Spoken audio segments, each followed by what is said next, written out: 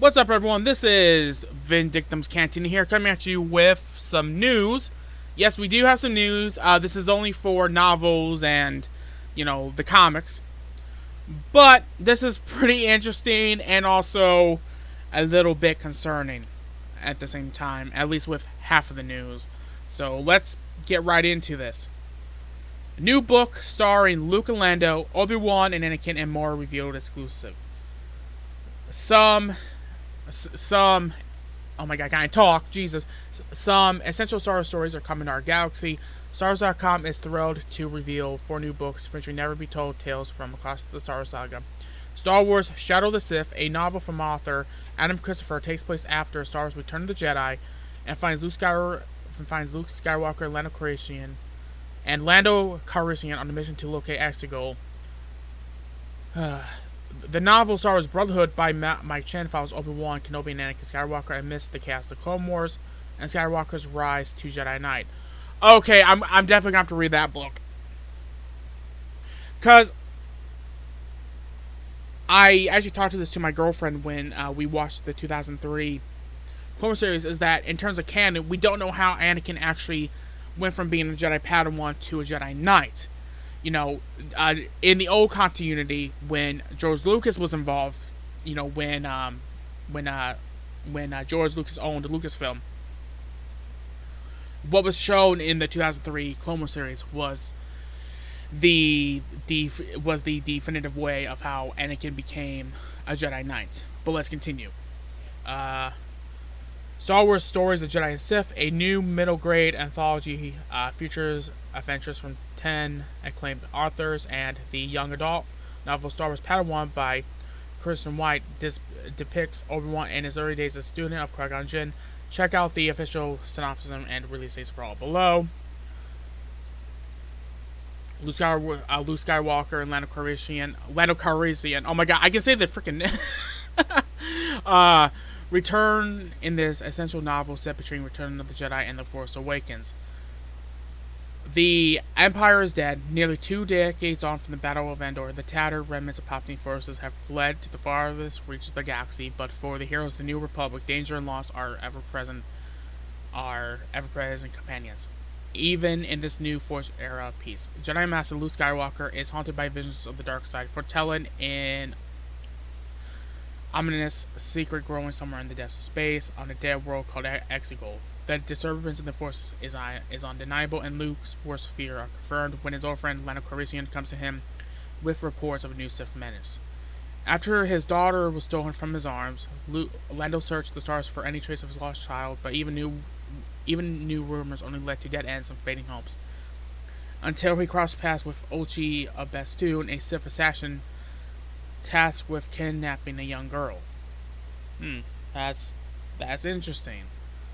Ochi's true motives remain shrouded to Luke and Lando, for on a junkyard moon, a mysterious envoy of the Sith Eternal has bequeathed a sacred blade to the assassin, promising that it will give him answers to the questions that have haunted him since the Empire fell. In exchange, he must complete a final mission, return to Exegol with the key to the Sith glorious rebirth, the granddaughter of Darth Sidious himself, Rey. As Ochi haunts Rey and her parents to the edge of the galaxy, Luke and Lando race into the mystery of the Sith's lingering shadow and aid a young family running for their lives.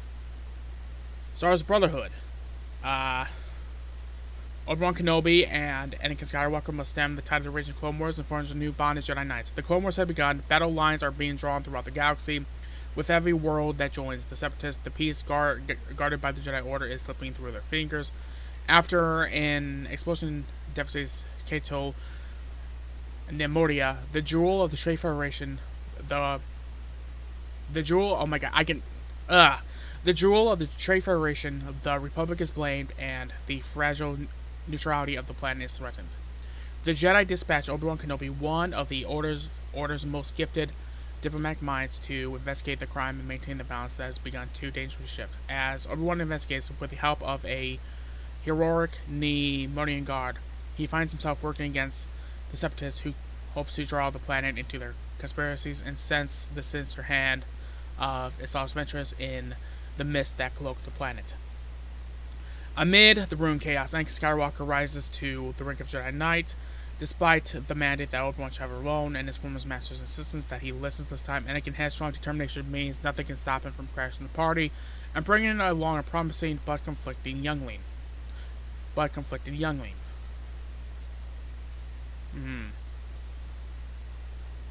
It definitely can't be Ahsoka. Because that's the case, then the Clone Wars movie showed that Anakin has never met Ahsoka. Well, they probably ran into each other in passing, of course, but they never officially met. Once a Padawan to Obi-Wan, Anakin now finds himself on an equal but uncertain footing with the man who raised him.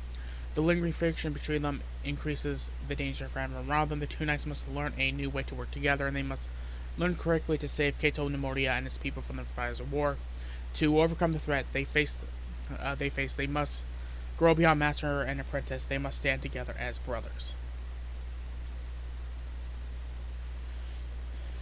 The battle between good and evil never ends. The brave Jedi, the Diva Sith, these iconic heroes and villains embody the struggle between light and dark that is at the very heart of Star Wars. In this exciting middle-grade anthology, 10 acclaimed authors imagine all new tales for some of the saga's most popular characters, from Luke Skywalker to Darth Vader, from Obi-Wan Kenobi to A Star Adventures and beyond, complete with beautiful spot illustrations, epic standoff, cunning plots, courageous action, and ruthless anger are here in the showcase of the enduring power of one of the greatest movie sagas of all time. Star Wars Padawan. Obi-Wan struggles with his place in the Force as a young Padawan in this coming of age adventure. Obi-Wan really wants to be a good Padawan, the best Padawan even, but that's feeling more and more impossible with his new master, Qui-Gon Jinn. All of Obi-Wan's friends are of training to be Rogue Jedi, getting mission experience while he's still on Coruscant practicing his form, sitting in silent contemplation. Ever since Qui-Gon's former master Dooku left the Order, it feels like Qui-Gon has been too busy trying to connect with the Force or arguing with the Jedi Council to properly train his Padawan. When Obi-Wan finally convinces Qui-Gon to take him on a mission to a remote planet once explored by an ancient Jedi, his master doesn't show up the morning they are to leave, so Obi-Wan impulsively takes off by himself. Upon arriving on the mysterious lost planet, he encounters a group of teenagers with no adult supervision and who all seem to have some connection to the Force. Free from the constraints of the Order, Obi-Wan joins them in their daring adventure, but the Padawan sides of him keep questioning the team's strange relationship to the Force and to the verdant planet around them, and what it all might mean to his future. Obi-Wan will test the limits of his relationship to the Jedi and the Force in this exciting yet soulful exploration of one of Star Wars' most enduring heroes.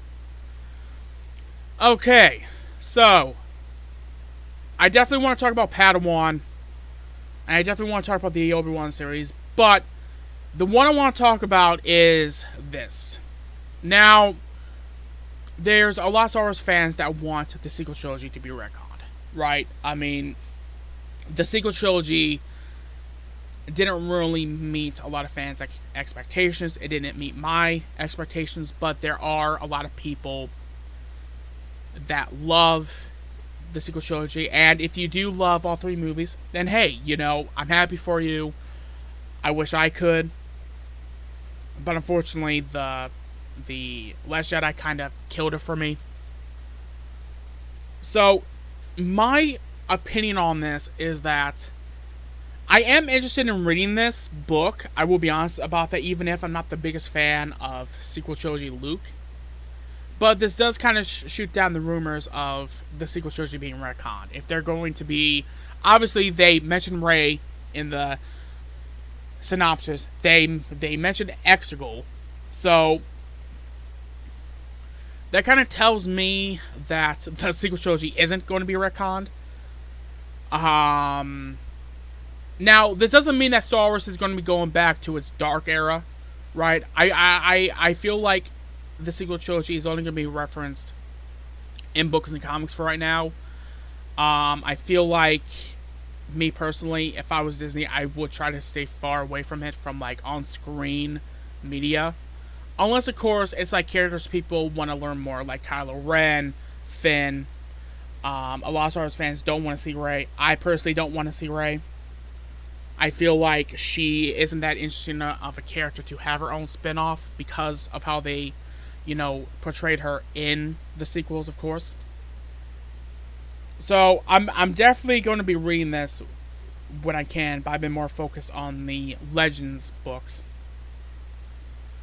But this book seems very interesting, especially since they mentioned the Sith Assassin, which means they're definitely taking cues from the ODU that the Sith are still around even after Return of the Jedi. And that's something about the current canon that I think frustrates people, is that they still do things similarly to Legends, but it's like, well, if that's the case, then why not just make Legends canon? Of course they can't because of the sequel trilogy. That's why. So I'm probably going to check this book out when I can. Probably when I start reading the canon novels. So this book definitely interests me, because as a big Anakin Skywalker fan, especially since the 2003 Clone Wars series is no longer canon, I've always wondered how Anakin became went from being a Padawan to a Jedi Knight, because everyone knows that in the 2003 they decided to knight him. It was Obi-Wan's idea because of the fact that this war has tested Anakin and he passed with flying colors. He went through every single challenge that the Clone Wars has thrown at him, and that was when he was knighted.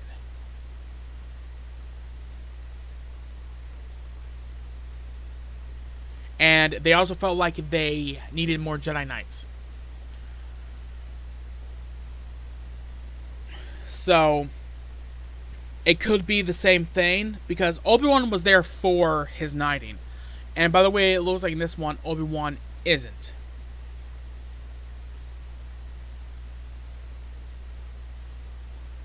So, again, we don't know much about this book, but it seems like Obi-Wan isn't going to be there, which I find kind of weird, because it's like, well, you would think Obi-Wan would be there to see his Padawan go from Padawan to Jedi Knight, so, I'm not going to say that he isn't going to be there, or if he is, it just makes it seem like he's not. So, we will have to see. And then, of course, the Padawan book also interests me, because this book reminds me a lot of the old Padawan Obi-Wan books that they used to put out during the time of the prequels and all that. And it's kind of interesting how, even in canon, they're definitely setting up the fact that Obi-Wan and Anakin are very similar in personality when they were younger. And so I'm definitely going to have to read this as well. So, like I said, I pretty much already said I'm not going to cover the sequels on this channel because it's personally not my thing. But if something does interest me, the fact of the matter is, if I see anything that deals with the Sith, I'm going to be interested, because I love the Sith Order. I love Sith Lords. They're my favorite faction in Star Wars. Even if most of my favorite characters are Jedi, I love the Siths.